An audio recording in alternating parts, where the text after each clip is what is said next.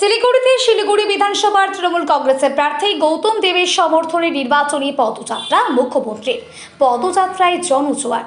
আজ বাংলার নববর্ষ, গোটা রাজ্য জুড়ে উৎসবের আবহাওয়া। যদিও নির্বাচনের হাতে মাত্র কয়েকটা দিন বাকি, তাই নির্বাচনের কোনো রকম হাত রাখতে চাইছে না রাজ্যের শাসক দল তৃণমূল কংগ্রেস। মঙ্গলবার পহেলা বৈশাখ থাকলেও একাধিক কর্মসূচি ছিল রাজ্যের মুখ্যমন্ত্রী তথা তৃণমূল সুপ্রিমো মমতা বন্দ্যোপাধ্যায়ের।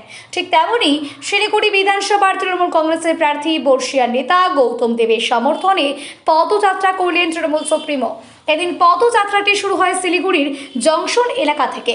এরপর শিলিগুড়ির মহাত্মা গান্ধী চক হয়ে শেষ পর্যন্ত হাসমি চকে এসে পৌঁছায়। পদযাত্রায় উপস্থিত ছিলেন শিলিগুড়ি বিধানসভার তৃণমূল কংগ্রেসের প্রার্থী গৌতম দেব, মাটিগাড়া নকশালবাড়ি তৃণমূল কংগ্রেসের প্রার্থী শঙ্কর মালাকার, ফাঁসি দেওয়া খড়িবাড়ি বিধানসভার তৃণমূল কংগ্রেসের প্রার্থী রিনা টেপনো এক্কা। পদযাত্রাটি যখন হাসমি চকের দিকে এগোতে থাকে, আচমকায় শিলিগুড়ির সিপিএম বিশ্বাস ভবনের সামনে দাঁড়িয়ে পড়েন। পাশাপাশি অনিল বিশ্বাস ভবনের দিকে হাত নাড়াতে দেখা যায় মুখ্যমন্ত্রীকে। পদযাত্রা শেষ করে সোজা তিনি চলে যান চালসার উদ্দেশ্যে। পদযাত্রা শেষে সাংবাদিকদের মুখোমুখি হয়ে শিলিগুড়ি বিধানসভার তৃণমূল কংগ্রেসের প্রার্থী গৌতম দেব বলেন, আজকের এই পদযাত্রা ইদানিংকালে সব থেকে বড় পদযাত্রা। আর এই পদযাত্রায় দলনেত্রী যেভাবে হাঁটছেন আর সাধারণ মানুষ তাকে দেখার জন্য অপেক্ষায় ছিলেন এবং সাধারণ মানুষের এই মিছিলে হেঁটেছেন। ধর্ম, বর্ণ, ভাষা নির্বিশেষে সকলেই এই মিছিলে অংশগ্রহণ করেছেন। বলা যেতে পারে একদম ইতিহাস হয়ে গেল।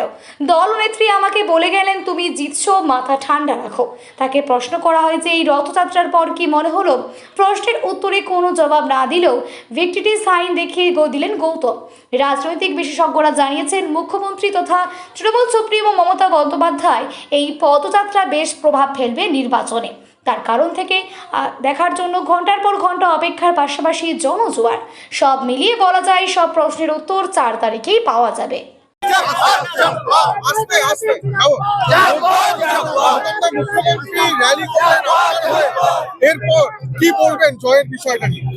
জয়ের বিষয়ে আমি সুনিশ্চিত এবং মুখ্যমন্ত্রী গাড়িতে উঠে উনি আমাকে ইন্ডিভিজুয়ালি ভি সিগন্যাল দেখালেন। দিদির বডি ল্যাঙ্গুয়েজ, তার চোখের ভাষা, এটা আমি 42 বছর ধরে তার সাথে কাজ করছি, আমি জানি। দিদি খুব পজিটিভ বার্তা শিলিগুড়ি থেকে নিয়ে গেছেন এবং সেটা তিনি আমাকে জানিয়েও গেছেন। দিদি বলেছেন, জাজ বলেছেন যে ইউ ক্যারি অন, পাটনা বাধায়। দিদি মানে আশা করেননি হয়তো যে অনিল বিশ্বাস ভবনের সামনে এত মানুষের ভিড় থাকে। আমার মনে হয়, আমি দেখিনি মুখ্যমন্ত্রী এতবার র্যালি করেছেন। আমার মনে হয় this is the highest rally ever. যতবার করেছেন, আপনারাও তো করেছেন প্রচুর র্যালি মুখ্যমন্ত্রী, তাও 2 ঘন্টা 2.5 ঘন্টা অপেক্ষা করেছে মানুষ। ওদের মধ্যে